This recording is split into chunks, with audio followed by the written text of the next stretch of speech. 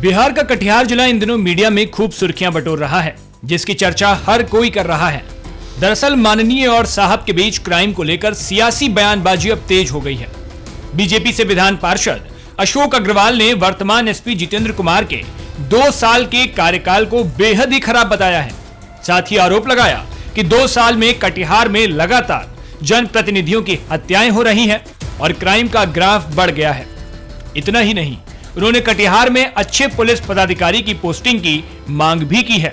MLC Ashok Agarwal ने क्या कहा, आप खुद सुनिए। जंगल राज 2 का आगाज है बिहार में और लगातार जो जनप्रतिनिधियों की हत्या हो रही है, चाहे बलरामपुर हो, सलमारी हो, कदवा हो या फलका हो।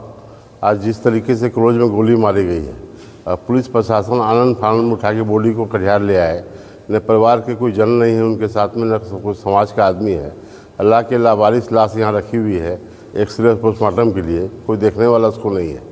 ये प्रशासन की घोर लापरवाही है और पुलिस प्रशासन कटिहार में जो है फेल्योर है। मुझे लगता है कि लगातार जब से 2 साल का कार्यकाल हमारे पुलिस कप्तान का है, तब से लगातार हत्याओं का जोर जारी है। जनप्रतिनिधि सुरक्षित नहीं है। जनप्रतिनिधियों की सुरक्षा की मांग करते हैं। सरकार को अविलंब इसमें हस्तक्षेप करना चाहिए और जनप्रतिनिधियों की सुरक्षा करनी चाहिए। सर, कुछ बातें सामने आ रही कि प्रखंड प्रमुख को लेकर के विश्वास अविश्वास का दौर जारी नहीं, वहाँ कोई अविश्वास का दौर जारी नहीं था। वहाँ कोई अविश्वास लगा भी नहीं था। अविश्वास जहाँ लगा वहाँ के प्रमुख सुरक्षित हैं, जहाँ विश्वास लगा नहीं वहाँ के प्रमुख पति की हत्या हो गई। मृतक की पहचान कंचन मंडल हैं, प्रमुख पति हैं, फलका के व्यवसायी भी हैं और अच्छे व्यक्ति थे जिनकी हत्या हुई। अब बीजेपी एमएलसी के इस बयान के बाद कटिहार पुलिस एक्शन में आ गई। कटिहार एसपी जितेंद्र कुमार ने पिछले 5 साल के क्राइम ग्राफ के आंकड़े पेश किए, जिसमें 2019 में कुल 82 हत्या के मामले, 2020 में 90 हत्या की घटनाएं, 2021 में 78 हत्या की घटनाएं, 2022 में कुल 66 हत्या के मामले और 2023 में 63 हत्या की घटनाएं हुई हैं। वहीं 2019 में अलग अलग मामलों में 6059 गिरफ्तारियां हुई हैं। 2020 में अलग अलग मामलों में 4502 गिरफ्तारियां हुई हैं। 2021 में 4460 गिरफ्तारियां और 2022 में 9859 गिरफ्तारियां हुई हैं और 2023 में 7514 ये कुल गिरफ्तारियां हुई हैं। साथ ही उन्होंने कहा कि पिछले 2 सालों में कटिहार जिले में घटनाओं का ग्राफ काफी गिरा है।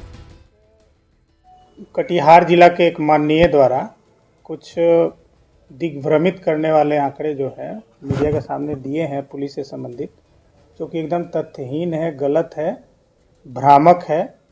क्योंकि जनता ही जो है सब कुछ है, तो मैं पूरे लोगों के सामने जो है सही डेटा जो है मैं उनके सामने रखना चाह रहा हूँ।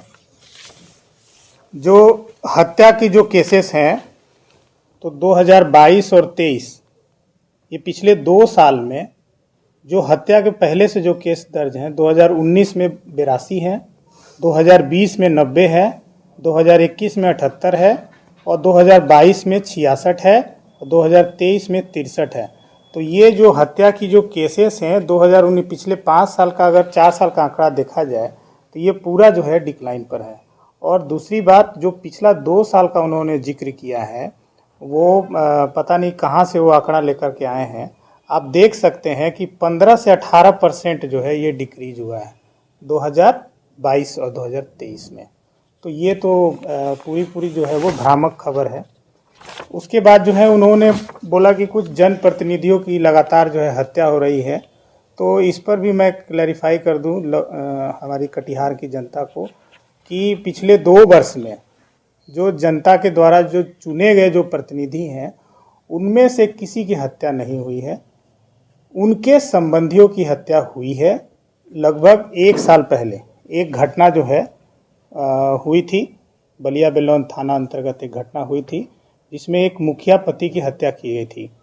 तो उसमें जो शातिर जो अपराधी था, जो पिछले 4 वर्षों से फरार था और उस पर 50,000 का इनाम भी था, मौलवी, उसको हम लोगों ने बहुत मेहनत से उसको जो है हम लोगों ने पकड़ा, उसकी गिरफ्तारी की।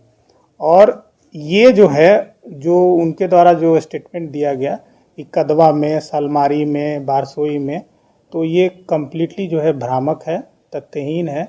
एक बलिया बेलोन में हुई थी 1 साल पहले और ये एक घटना हुई है। ये प्रमुख के पति थे और इनमें भी जो है हम लोग के जो मुख्य आरोपी हैं उनकी हम लोगों ने गिरफ्तारी जो है 24 घंटा के अंदर, 24 घंटा मतलब 6-6:30 के लगभग घटना हुई है। आज मैं 5 बजे आपको बता रहा हूँ कि मुख्य आरोपी की गिरफ्तारी हो चुकी है। हत्या का जो कारण होता है वो बहुत स्ट्रांग होता है। इसमें जितनी भी घटनाएं हुई हैं हत्या की, उसमें सारे केसेस हमारे डिटेक्टेड हैं, 100% डिटेक्शन है और कोई भी प्रोफेशनल किलिंग नहीं है। कहीं ना कहीं आपस का विवाद है, पुराना कोई झगड़ा है और बहुत ही स्ट्रांग रीजंस हैं, उसी के कारण जो है ये हत्याएं हुई।